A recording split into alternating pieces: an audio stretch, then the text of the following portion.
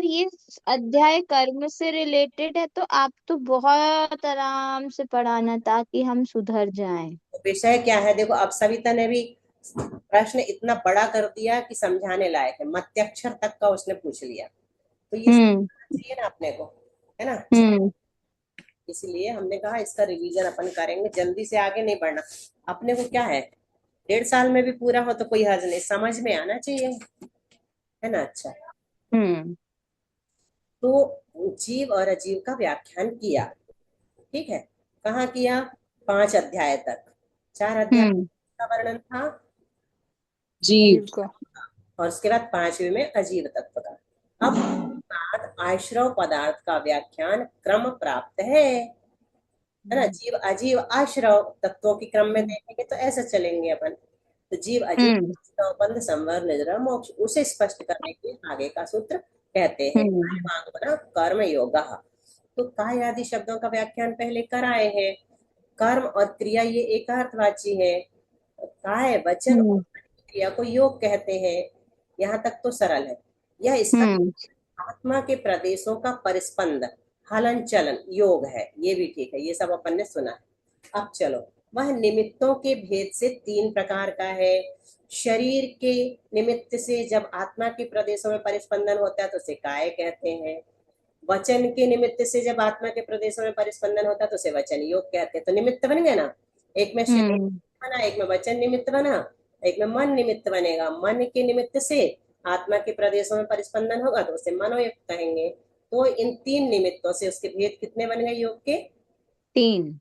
3 बन गए, ठीक है। अब आगे क्या कह रहे हैं, खुलासा।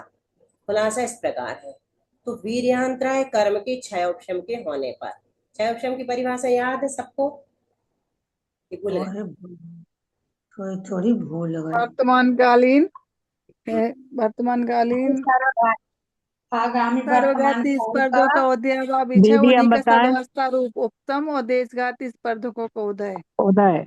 ऐसे बोलो मनीषा। वर्तमानकालीन सर्वघाती स्पर्धकों को उदय व विषय, उन्हीं का भविष्यकालीन सदवस्था रूप तदवस्था उपशम रूप और उपसम। देशघाती स्पर्धकों का उदय, इसकी प्रक्रिया को क्षयोक्षम कहते हैं। इसमें क्या है, सर्वघाती और देशघाती स्पर्धक अपेक्षित रहते हैं ना। सर्वघाती स्पर्धकों का उद्याभावी क्षय करते हैं क्षयोक्षम में, और उन्हीं का सदवस्था रूप उपशम करते हैं, ठीक है। और देशघाती स्पर्धकों का उदय करते हैं, ठीक है। जिस प्रकृति में सर्वघाती और देशघाती दोनों प्रकार के स्पर्धक होते हैं उनका ही क्षयोक्षम बनता है। अकेले सर्वघाती होंगे तो क्षयोक्षम नहीं बना सकते ना। हाँ, क्योंकि उनका क्षय ही होगा। जैसे केवल ज्ञानावरण, केवल हम्म। ज्ञानावरण का क्षयोक्षम हो सकता है क्या, नहीं। मति श्रुत अवधि मन पर्याय 4 तक का हो सकता है, क्योंकि ये 4 क्षयोक्षमिक ज्ञान है ना। हम्म। तो वीर्यांतराय कर्म के क्षयोक्षम के होने पर, है ना, वीर्यांतराय कर्म का क्षयोक्षम जरूरी है। और क्या जरूरी है, औदारिक आदि 7 प्रकार की वर्गणाएं, 7 प्रकार की काय वर्गणाओं में से किसी एक प्रकार की वर्गणाओं के आलम्बन से। चलो सविता बताओ, औदारिक आदि 7 काय योग कौन से हैं। औदारिक का योग है, और विक्रियक, आहारक, तेजस, कार्मण। नहीं, बोलो उषा बोलो। सुनो, पहले तुमने बताई थी, माता जी को भूल गए, बोलो। औदारिक औदारिक मिश्र, विक्रियक बेक्रियक विक्रियक बेक्रियक मिश्र, मिश्र। आहारक आहारक आहारक आहारक मिश्र, और कार्मण कार्मण। का। बस, तेजस तेजस। का योग नहीं होता है ना, तेजस का योग, तेजस को। हाँ औदारिक औदारिक मिश्र सबको याद हो गया, हाँ हाँ। ठीक है। हाँ। ठीक है, तो इन 7 प्रकार की काय वर्गणाओं में से किसी एक प्रकार की वर्गणा लेंगे। क्यों क्यों लेंगे एक प्रकार की, क्योंकि औदारिक के साथ वैक्रियक का तो आलम्बन ले ही नहीं सकते ना, वैक्रियक का हम्म। क्यों नार की लेंगे। मनुष्य होगा तो औदारिक का लेगा, औदारिक काय वर्ग। जब उसका मिश्र रहेगा, निर्वृत्त या पर्याप्त अवस्था, उस समय स्थिति बदल जाएगी, विग्रह गति में भी कार्मण का योग हो जाएगा, है ना, अलग अलग रहता है। तो 7 में से एक प्रकार की वर्गणाओं यहाँ लिख दिया, एक प्रकार की वर्गणा लिखना चाहिए। एक प्रकार की वर्गणाओं इसलिए कि बहुत सारी आती है, एक नहीं आती है ना, अनंत आती है एक साथ। तो वर्गणाओं के आलम्बन से, होने वाला जो आत्म प्रदेश का परिस्पंद है वो काय योग कहलाता है। मतलब हलन चलन के लिए, आत्मा के प्रदेश में हलन चलन के लिए शक्ति चाहिए, और वो शक्ति किस कर्म के क्षय उपशम से आती है? वीर्यांतराय कर्म के क्षयोपशम से। जब जीव मृत हो जाता है तो उस शरीर में भी हलन चलन नहीं होता है ना, होता ही नहीं ना, शरीर में कहाँ हलन चलन होता है? क्यों नहीं हो रहा? पर क्योंकि इसके पास शक्ति नहीं है अब हलन चलन की। आत्मा के प्रदेश में शक्ति कब होगी? है ना, शक्ति होगी जिस समय, उस समय हलन चलन होगा, नहीं तो नहीं होगा। तो अब उसके निमित्त बन रहे कि नहीं? अच्छा, वो वाला विषय भी वो ये नहीं समझ आया, अगर शरीर चला गया तो आत्मा। शरीर नहीं गया, आत्मा चली गई। हाँ आत्मा चली गई, विग्रह गति में है। हाँ। विग्रह गति में मन वचन काय योग है क्या? कर्मण का योग है। कर्मण काय योग है। तो मन वचन काय योग, मन वचन काय के निमित्त से होने वाले स्पंदन को क्या कहते हैं? मन वचन काय योग कहते हैं। अभी वहां हम्म कर्मण काय योग अकेला है, तो निमित्त ही नहीं हम्म, है। ठीक है, समझ गई। तो ये काय योग। दीदी इसमें ना क्यों नहीं लगाए, पर स्पंदन क्यों नहीं लिखे? परिस्पंद शब्द भी होता है ना, देखो परिस्पंद हो रहा है, कोई जरूरी नहीं परिस्पंदन लगाए, दोनों प्रकार के शब्द बनते हैं। तो आचार्य जो है ना पूज्यपाद स्वामी, उनको नए नए शब्दों का प्रयोग करने में बहुत अच्छा लगता है।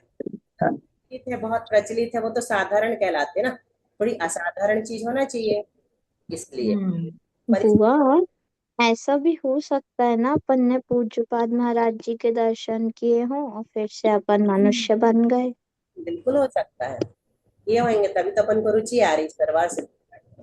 हम्म कहाँ है परिवर्तन के समय की हर एक जीव के साथ हर एक रिश्ता अनंत बार हो चुका है, बताओ, हर एक। हम्म।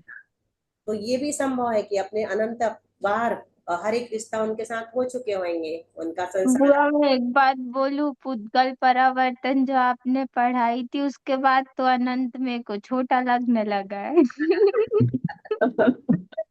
बिल्कुल सही। वो तो इमेजिन ही नहीं होता है परावर्तन। ऐसा ही होता है, भाव परावर्तन सबसे कठिन। यानी हाँ। हम लोग आपसे पहली बार नहीं पढ़ रहे, कई बार पढ़ चुके हैं ना। और फिर जब नई बार पढ़ते हैं तो लगता है सब कुछ नया पढ़ रहे हैं, कुछ समझ नहीं आ रहा है। है संसार अपना बहुत बाकी था, इसलिए अभी तक कपड़े का है ना। हाँ काय योग हो गया यहाँ तक। हाँ बुआ। शरीर नाम कर्म के उदय से प्राप्त हुई वचन वर्णाओं, शरीर नाम कर्म का उदय चाहिए वचन के लिए, है ना। शरीर नाम कर्म नहीं होगा तो यहाँ पर भी 7 प्रकार की वर्णाओं में से एक प्रकार की वर्णा थी, और वचन के लिए भी चाहिए। तो इसमें शरीर नाम कर्म के उदय से प्राप्त हुई जो वचन वर्णाएं हैं, वचन वर्णा जब शरीर नाम कर्म का उदय होगा, नहीं तो व्यक्ति वचन वर्णाओं का क्या करेगा अगर शरीर ही नहीं है तो। आलम्बन होने पर तथा वीर्यांतराय जरूरी है ये तो, है ना। और मत्यक्षर आदि। कविता का आ गया मत्यक्षर आदि। तो शरीर नाम कर्म के उदय से प्राप्त हुई जो वचन वर्ण का आलम्बन है, उसके हो जाने के बाद वीर्यांतराय और मत्यक्षर आदि के लिए हम फिर से पीछे चले गए सभी तक बताने। मत्यक्षर से क्या लेना? अक्षर यानी श्रुत ज्ञान, मत यानी मति ज्ञान। तो मति ज्ञानावरण से संबंध रखने वाले और श्रुत ज्ञान से संबंध रखने वाले अक्षर आदि। अक्षर आदि किससे संबंध रखते हैं? श्रुत ज्ञान। ज्ञानावरण से संबंध रखने वाले और श्रुत ज्ञान से संबंध रखने वाले अक्षर आदि। जो आवरण है, मति अक्षर आदि आवरण, दो चीज लिए यहाँ पर, मति यानी मति ज्ञानावरण और अक्षर आदि श्रुत ज्ञान। श्रुत ज्ञान से संबंध रखने वाले जो अक्षर आदि है, ठीक है। तो आवरण है, अक्षर आदि कोई आवरण कहा, अक्षर आदि आवरण, उनके क्षयोपशम से प्राप्त हुई अभ्यंतर वाक लब्धि, भीतरी वचन लब्धि। मतलब भीतरी वचन लब्धि मतलब क्या है? सभी तो थोड़ा समझ में आ रहा है? पारुल थोड़ी थोड़ी तो आ रहा है। तो क्या कह रहे हैं यहाँ पर कि किसका क्षयोपशम चाहिए? मति ज्ञानावरण का और श्रुत ज्ञानावरण का। सीधे शब्द बोल दो अपन, मति यानी मति ज्ञानावरण और अक्षरादि आवरण मतलब श्रुत ज्ञानावरण। मति ज्ञानावरण और श्रुत ज्ञानावरण के क्षयोपशम से क्या प्राप्त होता है? भीतरी वचन लब्धि। भीतरी वचन लब्धि का अर्थ क्या लेंगे? बोलने की शक्ति जो प्रकट हो गई है अपने अंदर। बाहर में नहीं आई, भीतर में है। बोलने की शक्ति कहाँ होती है? भीतर होती है। शक्ति कहाँ होगी? शक्ति तो अंदर ही होगी ना। तो बोलने की जो शक्ति है उसके मिलने पर, जब वो मिल जाएगी ना, तब क्या होगा? वचन रूप पर्याय के सम्मुख आत्मा होती है, मतलब बोलने को तैयार होता है जीव। ठीक है, क्या क्या हो जाएगा? शरीर नाम कर्म, शरीर नाम कर्म का उदय, वचन वर्गणाओं का आलंबन, हाँ, वीर्यांतराय, मति ज्ञान और श्रुतक ज्ञान, आवरण का क्षयोपशम, उससे प्राप्त होगी वचन लब्धि। जब ये सब हो जाएगा कौन तो हमारी पर्याय सम्मुख होगी बोलने के लिए। कौन सी वचन लब्धि? भीतरी। भीतरी हम्म। वचन लब्धि यानी बोलने की शक्ति, है ना। हम्म। सबसे बोलने की शक्ति प्राप्त हुई, तब कहीं जाकर के आत्मा जो है वचन रूप पर्याय के सम्मुख हुआ। वचन रूप पर्याय के सम्मुख हुआ ना, तो उसी समय क्या हो जाएगा? आत्मा के प्रदेशों में परिस्पंदन शुरू हो जाएगा। देखो मतलब बुआ अपन जो बोल रहे हैं ये सब प्रोसेस हो गई है ना? हाँ, और इसमें भी बहुत, अभी हम अगर तुम लोगों को बताओगे ना, तुम बहुत कंफ्यूज हो जाओगे, बहुत आश्चर्यचकित हो जाओगे। पता है बुआ क्यों? बता दो आप। बताना ही पड़ेगा वो तो, क्योंकि तुम मानोगी नहीं। आश्चर्यचकित हो जाते बुआ, परावर्तन पढ़ लिए फिर तो क्या है बुआ। अभी हम बोल रहे हैं, हमारा कौन सा योग चल रहा है संजय भैया? योग। वचन तीनों योग। चल रहा है बुआ। बताओ, दो ने वचन योग। और कोई बताओ। वचन वचन योग। तीनों तीनों चल रहा है बुआ। अभी तो मन चल रहा, बच्चा से बोल रहे हैं। प्रश्न सुनो सविता, तुमसे पूछ रहे हैं। और संजय भैया ने बोला वचन योग चल रहा है, और प्रज्ञा ने बोली तीनों चल रहा है। अब तुम बताओ कौन सा चल रहा है? आप बच्चन से पढ़ा रहे हैं, हम मन से पढ़ रहे हैं। अनीशा ये तुम तो अच्छा बोली बताओ। बुआ। मेरे तीनों बोलने का मतलब है कि एक समय में तो एक ही चलता है, लेकिन इतना फर्क समझ में नहीं आता, एकदम सूक्ष्मता के साथ अंतर को प्राप्त होता है। बहुत अच्छा, तुमने बहुत अच्छा सुधार किया। तो एक समय में एक नहीं होता ना, कह करके एक योग एक अंतर मुहूर्त तक रहता है, उसके बाद नियम हम्म। बदल जाता है। हाँ। एक योग एक अंतर मुहूर्त तक रहता है, फिर नियम से बदल हाँ। जाता है। तो मान लो हम 1 घंटा तक लगातार बोल रहे हैं, और अंतर हम्म। तो 1 सेकंड का भी हो सकता है, और एक समय का 48 मिनट हाँ। का भी हो सकता है। तो हमारा वचन योग तो समाप्त हो गई होगा ना, फिर हाँ। बोलते जा रहे हैं, है ना। फिर भी हम बोलते जा रहे हैं संजय भैया, वो वचन योग नहीं है, समाप्त हो गया हम्म। ना। तो जब उस समय जब वचन योग समाप्त हुआ ना, तो अभी हमारा काय योग चल रहा है, ऐसा भी हो सकता है। हम्म। और काय योग का भी काल एक अंतर मुहूर्त है, वो फिर हम्म। बदलेगा। तो या तो फिर से वचन योग आ जाएगा, या मानव योग में चले जाएंगे। तो ये नियम है, ये बहुत सिद्धांत का बहुत बड़ा नियम है, सब लोगों को याद रखना। एक योग कितने समय तक चलता है? अंतर मुहूर्त। तो फिर भी हम जो बोलते हैं ना, वो संस्कार वसात बोलते हैं। हमारे वचन चल रहे हैं, तो वचन योग के जो संस्कार अपने चल रहे हैं ना, उसके कारण अपने वचन तो चलते रहेंगे, लेकिन योग बदल जाएगा। ठीक है, अपन ने एक समय वाला भी योग पढ़ा था, योग परावर्तन, गुण परावर्तन, व्याघात, मरण, ये सब पढ़ के आए हैं, अब रिवीजन करेंगे, हम्म। है ना। दीदी इसमें एग्जाम्पल लगा देंगे, जैसे पंखे के स्विच को बंद कर दिया लेकिन फिर भी संस्कारवश अभी वो थोड़ी देर और चल रहा है। अंका पंखा अगर हमने स्विच बंद कर दिया संस्कारवश। के चक्र का ज्यादा उदाहरण देते हैं संस्कार में, है ना। वो एक बार घुमा के छोड़ देता, वो चलता रहता, चलता रहता, चलता रहता। हाँ, ठीक है। वो भी लगे। आत्मा का प्रदेश जो है ये परिस्पंदन कहलाता, सम्मुख हो गया। देखो अभी एक चीज यही, इसी के वजह से हमने बताया, सम्मुख हुए, वचन रूप पर्याय के सम्मुख हुए। सम्मुख हुआ, बोलने नहीं लगा वो जीव, अभी कोई जरूरी नहीं कि बोले। वचन रूप पर्याय के सम्मुख हुआ, मतलब बोलने वाला है। उसी समय आत्मा के होने वाला जो प्रदेश परिस्पंदन है, उसको वचन योग कहते हैं। कितने अच्छे से समझ में आ गया ना आज? हम्म। आज आ गया दीदी अच्छे से। बहुत अच्छे से आ गया। चलो, हम्म। क्योंकि हमको पता चल जाता है ना कि हमको और बताना है कि रहने देना है। अभी बहुत चल रहा है। तो अब वीर्यांतराय फिर से ले लो, अगला मन योग में। वीर्यांतराय के बाद यहाँ पर मति सुत्ता ज्ञानावरण नहीं लिए, क्यों नहीं? मान लिया। मन, है ना, मन का विषय अलग है और मन अलग इंद्रिय है, 9 इंद्रिय है। उसके लिए 9 इंद्रिया वर्ण वर्ण कर्म का 6 ऑप्शन चाहिए। तो वीर्यांतराय और 9 इंद्रिया वर्ण कर्म के नो इंद्रिया वर्ण की क्षयोक्षम रूप आंतरिक मनोलब्धि के होने पर। ठीक है, भीतर में क्या क्या हो रहा है, वीर्यांतराय कर्म का क्षयोक्षम हो रहा है और नो इंद्रिया वर्ण कर्म का क्षयोक्षम हो रहा है। तो इसमें मनोलब्धि का सन्निधान होने पर, और बाह्य निमित्त क्या है यहाँ पर, मनोवर्णा, बाहरी निमित्तभूत मनोवर्णाओं का आलंबन होने पर, मनोवर्णा नहीं आएंगी तो भी परिस्पंदन नहीं होगा, मन ही नहीं बनेगा तो कहाँ से हो जाएगा, है ना। द्रव्य मन अगर है अपने पास तो नियम से मनोवर्णाओं का हर समय, केवल ही भगवान भी मनोवर्णाओं का वो करते हैं, आलम्बन।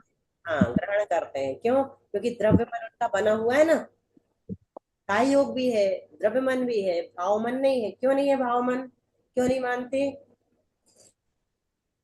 क्यों, क्योंकि उनके योग नहीं है। क्योंकि भाव मन है, क्योंकि भाव मन जो है अभी बताया कैसे बनता है, वीर्यांतराय कर्म के छह उपशम से और नो इंद्रिय वर्ण कर्म के छह उपशम से। तो उनका थोड़ी ना वीर्यांतराय कर्म, उनका तो छह हो चुका, कर्म ही नहीं है, कोई से कर्म। तो छायोपशमिक है मन, मन जो है छायोपशमिक है, मन जो इंद्रिय है वो छायोपशमिक है, और भगवान के पास सब कुछ छायिक है ना। इसलिए ऐसी कुछ तुम बोल रही थी क्या प्रज्ञा। योग है, मैंने बोली उनके योग ही नहीं होता, और योग इसलिए नहीं होता क्योंकि सब कर्म का क्षय हो गया है, ऐसा। होता है, केवली भगवान की बात कर रहा है, सयोग केवली, है ना। अयोग के सयोग केवली का मतलब ही है योग सहित। नहीं, आपने बताई थी ना कल 12वें गुण स्थान तक ही होता है, ज्ञान फिर वरण, वो आज फिर से, ज्ञान वरण। वो आज फिर से आएगा। उसमें फिर हमें तीन चीजें बताएं, तुम बताना पड़ेगी, तुमने कह दिया ना कांड कर्म का विषय आरंभ हुआ तो अच्छे से समझाना धीरे धीरे, तो जो बहुत धीरे हुआ। और अच्छे से समझाएंगे। क्योंकि 12वें गुण स्थान में छह होता है, लेकिन 10वें गुण स्थान में बंध विच्छुत्ति हो बंद जाती होता। है, बंध विच्छुत्ति हो जाती है। ठीक है, तो वो भी समझना पड़ेगा अपने को। अभी बहुत लोग कह रहे हैं कर्म कांड पढ़ा दो महाराज जी के पास, हम नहीं पढ़ेंगे। सही में। मैं तो नहीं पढ़ूंगी, देख लो ना कर्मकांड। पढ़ा के रहेंगे हम तुमको। चलो, तो ये हो गया नो नहीं इंद्रिय, पढ़ा। इनके बाहरी निमित्तभूत मनोवर्णाओं का आलम्बन मिलने पर क्या होता है, मन रूप परिणमन के, पर्याय यानी परिणमन के सम्मुख आपके प्रदेशों का जो परिस्पंद है वो मनोयोग कहलाता है। एक सी है परिभाषाएं, कुछ नहीं है। हाँ। यहाँ तक अपने को समझ में आ गया। अब आगे और क्या कह रहे हैं, वीर्यांतराय और ज्ञानावरण के क्षय हो जाने पर, ये केवली भगवान की बात है। ठीक है, इन तीनों प्रकार का क्षय हो जाने पर, इसका वीर्यांतराय और ज्ञानावरण कर्म के क्षय हो जाने पर, संयोग केवली के तीन प्रकार यानी काय वर्णा, वचन वर्णा और मनोवर्णा, तीन प्रकार की वर्णाओं की अपेक्षा से आत्मा के प्रदेशों में परिस्पंदन को योग जान लेना चाहिए। वह भी योग है ऐसा जानना चाहिए, परिस्पंदन होता है ना, वह भी योग है ऐसा जानना चाहिए। मतलब क्या क्या है, अर्थात क्षयोक्षम से ही नहीं, क्षय से भी योग होता है। यहाँ पर कहने का मतलब ये है कि क्षय से ही नहीं, क्षयोक्षम से ही नहीं, क्षय से भी योग होता है। केवली भगवान के जो योग है वो क्षय से हुआ है। हम्म। वीर्यांतराय और ज्ञानावरण कर्म के क्षय हो जाने पर भी, क्षय उपशम तो नहीं हुआ, क्षय ही हो गया, सत्ता से ही निकल गया। केवली भगवान के जो तीन प्रकार की वर्णाएं आ रही हैं और आत्मा के प्रदेशों में परिस्पंदन हो रहा है वो भी योग है ऐसा समझना, ये मत समझ। पर हुआ, इन्होंने सिर्फ दो कर्म का क्षय क्यों बोला? ज्ञानावर्णी, दर्शनावर्णी, वीर्य वेदनी और अंतराय। नहीं नहीं वो चार, सॉरी, बता रहे हैं, ज्ञानावर्णी, दर्शनावर्णी, मोहनी और अंतराय ना। वो यहाँ नहीं बता, कर्म नहीं बता रहे, यहाँ वर्णा बता रहे। वर्णा में क्या लेना, वीर्यंतराय, नो इंद्रिया वर्ण और मति ज्ञानावरण, ये सब जो यहाँ बताई ना अच्छा, वर्णाओं का, उनका मतलब ठीक है, क्षय हो गया है। तो तीन समझ गई। वर्णाओं का लेना यहाँ पर, है ना। हम्म। तीनों प्रकार का क्षय, तीनों प्रकार का क्षय है, वीर्यंतराय आदि का सबका क्षय हो गया। तो अब देखो, अब शंकाकार है उत्थानिका में, शंकाकार के आधार पर अगला सूत्र बनाया है। हम तो स्वीकार करते हैं कि तीन प्रकार की क्रिया योग है, मन मन की क्रिया मन योग, वचन की क्रिया वचन योग और काय की क्रिया काय। काय। यह बताइए कि आश्रव का क्या लक्षण है। संसारी जीव के जो यह योग शब्द का वाच्य कहा है, संसारी जीव के योग शब्द का वाच्य है वो, है ना, स आश्रव, योगी आश्रव है ना, तो योग शब्द का वाच्य हो गया। वाच्य मतलब क्या होता है, दो चीजें होती हैं, एक वाच्य होता है और एक वाचक, ठीक है। तो कहा जाए वो वाच्य कहलाता है, और उसके विषय में जो कहा जाता है वो जो कहने योग्य है वो तो वाच्य है, ठीक है। उसके जो बाद कहता है। कहा गया है वो वाचक हो जाता है। तो योग शब्द जो है, योग शब्द का वाच्य क्या है यहाँ पर, आश्रव है ना, योग कहो चाहे आश्रव कहो, सूत्र क्या है, सहस्रवा है। आश्रव, वही वही आश्रव है। तो आश्रव के द्वारा योग को ही कहा ना, क्या हो गया, वाचक, और योग हो गया वाच्य, शब्द का वाच्य, योग शब्द का वाच्य आश्रव, आश्रव को वाच्य कह सकते हैं, आश्रव ने योग को कहा, यहाँ पे कह रहे योग शब्द का वाच्य। चलो, जिस प्रकार, ये तो समझ में आ गया था, जिस प्रकार, पढ़ लो ये वाली लाइन दो सब प्रज्ञा। जिस प्रकार तालाब में जल लाने का दरवाजा जल के आने का कारण होने से आश्रव कहलाता है, उसी प्रकार आत्मा के साथ बंधने के लिए कर्म योग रूपी नाली के द्वारा आते हैं, इसलिए योग आश्रव संज्ञा को प्राप्त होता है। कर्म के बाद रुकना है। उसी प्रकार आत्मा के साथ बंधने के लिए कर्म योग रूपी नाली के द्वारा, हाँ हाँ। कर्म, दीदी, दीदी, तालाब में जल लाने का दरवाजा कैसा होता है? तालाब गिरी। गेट होते हैं, चारों ओर से वहां से पानी निकाल भी देते हैं, ज्यादा भर जाता है तो, और आने के लिए भी आ भी जाता बरसात का पानी, तो वही दरवाजे यहाँ पर कह रहे हैं, जल के लाने का दरवाजा, क्योंकि बहुत सारे तालाब बड़े बड़े होते हैं ना, तो ऐसा नहीं है कि उनमें पानी स्वयं का आ जाए, बड़ी बड़ी उससे भी आता, बड़े बड़े बांधों से भी ले लेते हैं, नहरों से भी ले लेते हैं, कहीं से भी ले लेते हैं तालाब, गेट खोल दिए, गेट बंद कर दिए, जैसे अपने डैम बांध में है ना गेट, डैम के। डैम के। तो इसमें तालाब में जल लाने का दरवाजा, जल के आने का कारण, दरवाजा से मतलब जिससे पानी आता है। आत्मा के साथ कर्म, बंधने के लिए कर्म किससे आते हैं, योग रूपी गेट से आते हैं, तो योग को आश्रव कह दिया, और ऐसी वो गेट जो है तालाब का वो भी आश्रव है। दो प्रकार के कर्म है, पुण्य और पाप, हाँ, होने लगा। इसलिए क्या योग सामान्य रूप से उसके आश्रव का कारण है या कोई विशेषता है, ये भी अपन को समझ में नहीं आया था कल, है ना, अच्छे से, शंका। नीचे नीचे की। शुभ और अशुभ, ठीक है, पहला तो इतना तो आ गया। तो पुण्य का कारण जो योग है, ठीक है, और पाप का कारण जो योग है, वे दोनों एक जैसे ही होते हैं, या उस योग में भी कोई फर्क होता है, ठीक है। एक एक एक योग जो है पुण्य का बंध करा रहा है, और एक योग जो है पाप का बंध करा रहा है। तो दो प्रकार के योग है कि एक ही प्रकार का योग है, एक ही है कि दो, ये पूछ रहा वो। मैं इसका आंसर दूं क्या बुआ? दो जरा, बहुत अच्छा रहेगा। योग है तो एक ही प्रकार का, पर उससे बंधन दो प्रकार के हो जाते हैं। बहुत अच्छा, अब समाधान आचार्य कर रहे हैं, शंका समझ में आ गई। वो ये पूछ रहा है कि पाप का कारण जो योग है ना, और पुण्य का कारण जो योग है, वे दोनों एक जैसे ही होते हैं, या उस योग में भी कोई फर्क होता है, जिससे पुण्य आता हो या पाप आता हो, ऐसा कोई योग है क्या जिससे पुण्य ही पुण्य आता हो या पाप ही पाप आता हो, या एक ही योग से पुण्य और पाप दोनों आ जाते हैं, इस टाइप का प्रश्न है। आ गया समझ में मनीषा? अब आ समाधान गया। ज्यादा समझ में आएगा। तो शुभ, समाधान में शुभ पुण्यस्य शुभ पापस्य ना, ये वाला सूत्र बोला। तो कहते हैं शुभ मन वचन काय और अशुभ मन वचन काय योग। आपने ये तो बता दिया कि ऐसी क्रियाएं होंगी तो शुभ, और वैसी होंगी तो अशुभ, है ना।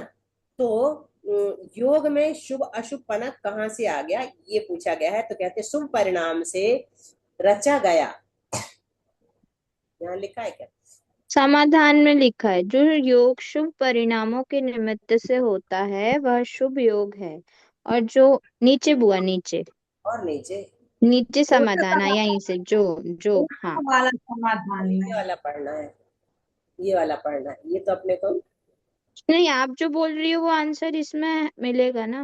शुभ योग क्या है और अशुभ योग आपने शंका वही पूछी जो इसके आगे लिखी है। से पढ़ लो तुम। ये बोल रहा है, ये अपन ने शंका समझ ली।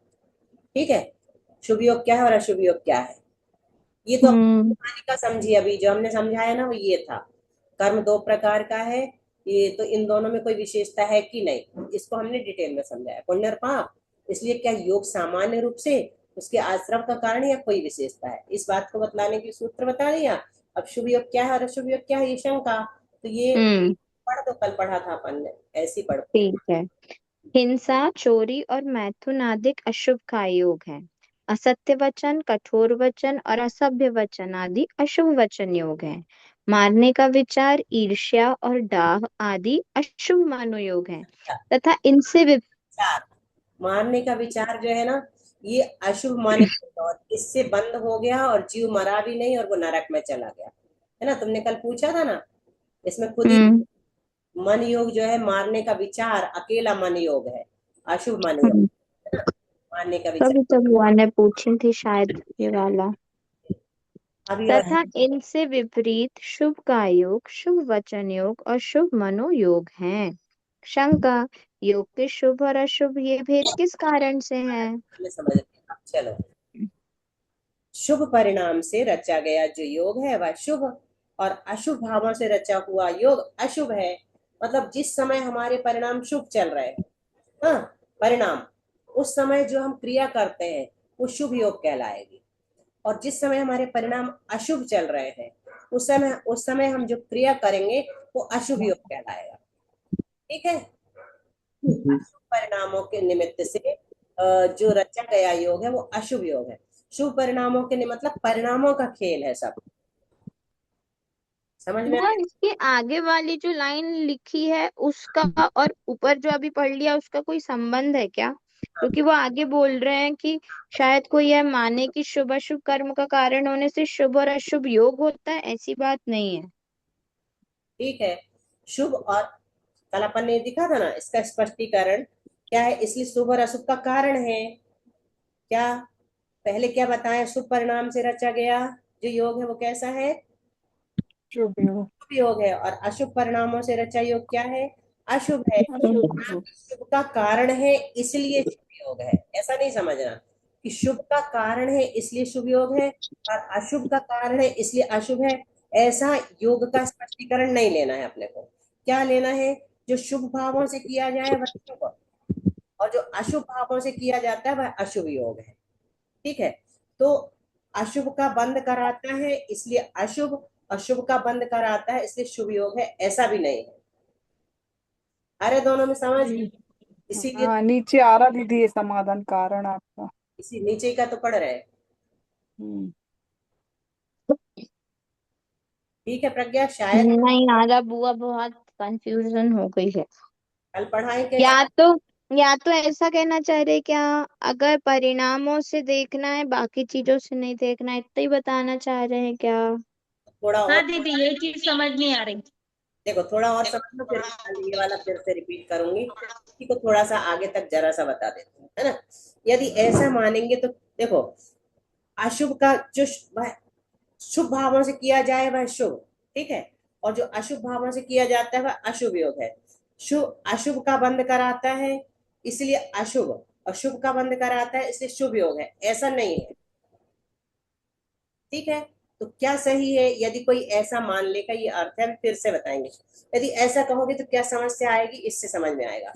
शुभ योग बन ही नहीं सकेगा, क्यों, क्योंकि शुभ योग के साथ भी ज्ञानावरण आदि का बंध होता है, कौन से गुण स्थान तक, अब यहाँ आ गया कर्मकांड। ज्ञानावरण आदि का बंध कौन से गुण स्थान तक होता है मनीषा, 12वें। ठीक है। तो हम ऐसा नहीं कह सकते कि शुभ योग, शुभ योग के साथ ज्ञानावरण आदि का बंध हो रहा है, तो शुभ, वहां पर क्या होता है, 10वें गुण स्थान में क्या होता है, बंध सूक्ष्म। विच्युति। मतलब 10वें गुण स्थान में ज्ञानावरण का बंध हो रहा है, ठीक है, बंद हो रहा है, तो उसमें योग निमित्त है कि नहीं, है। कौन सा योग निमित्त है, शुभ योग की अशुभ योग, योग। अशुभ योग तो हो ही नहीं सकता। और ज्ञानावरण आदि जो है वो पाप प्रकृतियां हैं, अशुभ प्रकृतियां हैं। इसका मतलब ये है कि अशुभ योग से भी, अशुभ प्रकृतियां भी शुभ योग से बन रही हैं। वही तो अपन ने उदाहरण लिया था अपनी क्लास का। इसको तुम लोग को एक बार और समझना पड़ेगा। 9 बज गए, कल फिर से सुबह हाँ सुबह वापस चलेंगे, ठीक है। हाँ बुआ। ये समझना बहुत जरूरी है। अपन तभी तो करेंगे ना अपने योगों को योगों में सुधार। बुआ स्लेट पेंसिल से। कल स्लेट पेंसिल से सुधार चार्ट बना देंगे। हाँ ये वाली शंका और समाधान बस समझना है, बाकी कुछ नहीं। ये वाली शंका और ये वाला समाधान, ठीक है। यहाँ पर थोड़ा थोड़ा, चलो इतना ही रहने देते हैं। जिनवाणी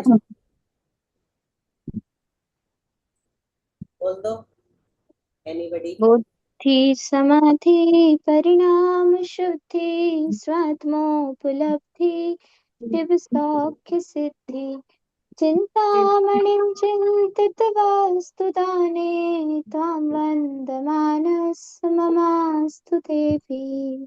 आचार्य पूज्यपाद स्वामी जी महाराज की जय। पर का तो अच्छे से हाँ बुआ। सूत्र से ही समझना है। वंदना दीदी, सबको सादर जय जिनेन्द्र। क्या आ जाएंगी, बहुत सरल है अपनी। सरल नहीं है तो शब्द क्योंकि 11 वर्णी कर्म का बंदा आपने 10वीं तक बताया ना। बंध हाँ सत्व विच्छुत्ति 12वें में होती है, बंध विच्छुत्ति 10वें में होती है, ठीक है।